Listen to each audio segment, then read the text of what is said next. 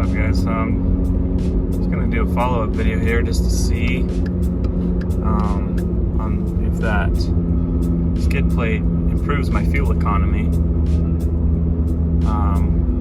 This is about what it is right now, and I'm gonna reset it, and I'm about to go on a trip that's about 250 miles, and we will see how well it does after I get this trip over with. This is at reset, so let's follow up when we go on it. Just after about 200-mile trip, and we're at about 13.2 average miles per gallon. It's a little bit of an improvement over the, I think it was like 12.5 or 12.6 average. So we'll see on the way back as well what it's at.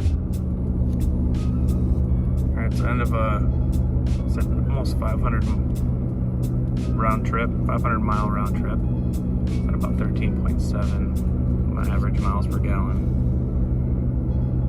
Went up, I think, almost a